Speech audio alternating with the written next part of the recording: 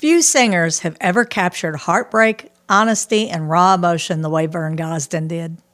Known across country music simply as The Voice, Gosdin's timeless sound carved a place in music history that still resonates with fans and artists today.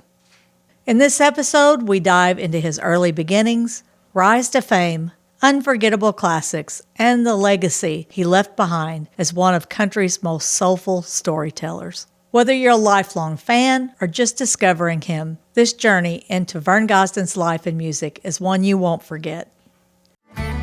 Nashville, Tennessee, country music capital of the world, home of the Grand Ole Opry, where singers and dreamers come seeking stardom. Join me as we learn about the lives and careers of those who built this town on classic country backstories. Born August 5, 1934, in Woodland, Alabama, he was the sixth of 9 children. He was quoted as saying his family were so poor that they were rock farmers. Vern's mother played piano, and he and his brothers sang at the Bethel East Baptist Church. It was then and there that he developed his lifelong love of music. Vern and his brother Rex began singing as a duo, sometimes emulating the Gosdin Brothers. Vern and Rex sang gospel music on Birmingham radio station WVOK. For a period, Vern moved to Chicago and operated the D&G Tap. In the 60s, Vern and Rex moved to California to take a crack at the West Coast music scene. They began playing bluegrass music and joined with such bands such as the Golden State Boys and the Hillmen, featuring Chris Hillman, who later went on to become a member of the Byrds. The duo then began singing as the Gosdin Brothers, with their tight harmonies and unmistakable sibling sound. They worked with great musicians such as Clarence White, Leon Russell, and Glenn Campbell. From there, they went on to open shows for the Byrds. My online research tells me that Vern Gosdin married and divorced 3 times. However, I could only find records of 2 marriages and divorces. His first marriage was to Kathy O'Malley in 1965. She ended up writing Till the End, which went on to become a hit for Gosdin. Beverly, who Vern referred to as the Dude, was his second wife. They were married for 9 years. She was deeply involved in his career as a background singer, traveling with him and managing various aspects of his career. She divorced Gosdin after years of verbal and physical abuse. Vern's final marriage ended in 1989. Vern once said, "Out of everything bad, something good will come if you look hard enough. I got 10 hits out of my last divorce." Vern had 2 sons with Kathy, Stephen and Marty. Both sons have passed. Stephen spent several years on the road with Vern, playing acoustic guitar and managing his merchandise at the live shows. Vern and his brother Rex appeared on the charts in the late 60s with Hangin' On the Bakersfield International label, Until the End on Capitol Records. For a time in the 70s, Vern's family moved to Georgia, and Vern worked in the family's glass business. He said he actually thought about giving up his dream of becoming a country singer. However, Vern's music was never far from his mind. In the late 70s, he decided to return to Nashville and take another crack at the music business.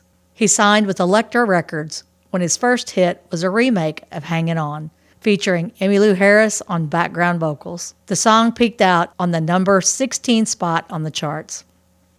His next single release was Yesterday's Gone, written for Emmylou Harris by Wayne Henson Bradford. Harris returned to sing with Vern on this song, which became Vern's very first top 10 in 1977. Several more hits came between 77 and 79, including a remake of Till the End, written by Vern's first wife, Kathy, and a cover of the Association's Never My Love, which featured harmony vocals from Janie Fricke. In 1981, Gosdin signed with Ovation Records and scored another top 10 with Dream of Me. Ovation Records later closed that same year, and Vern signed with AMI Records, where he scored another top 10 hit in 1982 with Today My World Slipped Away. The song later became a number 3 hit for George Strait. In January of 1982, Vern Gosdin was implicated during a trial on an attempted assassination of music producer Gary S. Paxton. Paxton's big claim to fame was that he wrote the Monster Mash and Alley-Oop.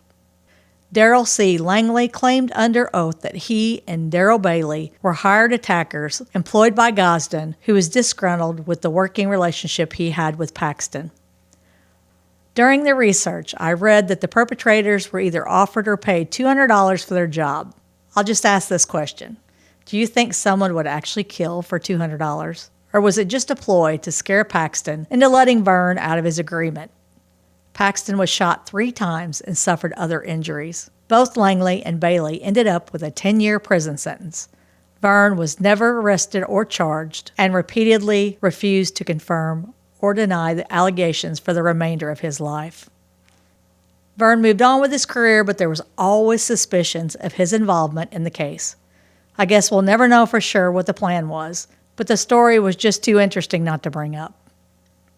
Apparently, there was also a civil suit for $2 million against the 2 Darrells and Vern, but the outcome was never publicly revealed. During the early 80s, Gosdin signed with Complete Records and became the opening act for George Jones.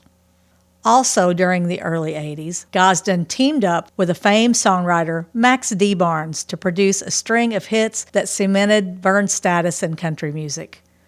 The pair specialized in songs of cheatin' and barroom romance, often delivering the over-the-top emotional performances that Vern got compared to country legend George Jones.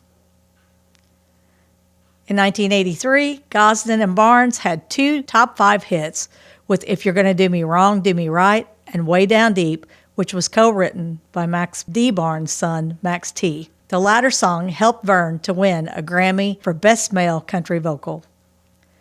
In 1984, Vern Gosdin earned his first #1 with I Can Tell by the Way You Dance. After Complete Records went bankrupt, Vern signed with Columbia Records in 1987. Gosdin came out of the chute with another song he had written with Max D. Barnes called Do You Believe Me Now? The song made it all the way to the #4 position on the Billboard Hot Country Singles charts. It was followed up with a tribute to Ernest Tubb, Set 'Em Up Joe, which went to #1. Next came another Gosdin-Barnes hit with Chiseled and Stone, winning CMA Song of the Year in 1989 and earning Grammy nominations for Best Country Song. Vern released a concept album, Alone, in 1989. The album chronicled the dissolution of Gosdin's marriage. The album included Vern's final #1, I'm Still Crazy, written by Vern with his son Stephen, along with Buddy Cannon. From 1989 to 1991, he continued to release several more songs, and 3 of them made it to the Billboard Top 10. Right in the Wrong Direction, co-written by Hank Cochran and Mac Vickery. That Just About Does It, co-written with Max D. Barnes. And Is It Rainin' at Your House, co-written with Dean Dillon and Hank Cochran.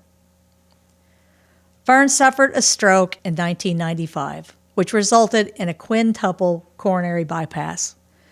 After this, he continued to write songs and produce new music. Although he did not continue to tour, he did perform occasionally, and sometimes he could be found sitting in with the house band at the Nashville Palace. In 2009, Gosdin collaborated with Joe Sins to write and record his final 4 songs.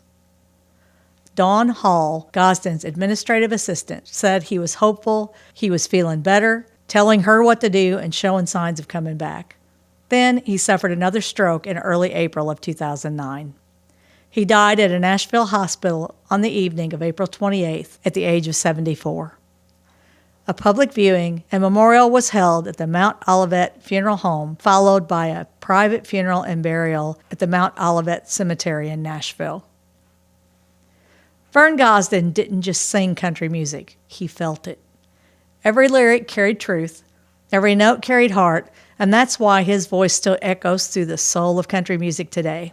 Long after the charts fade and the lights dim, the voice remains, reminding us that real country music isn't about perfection, it's about honesty.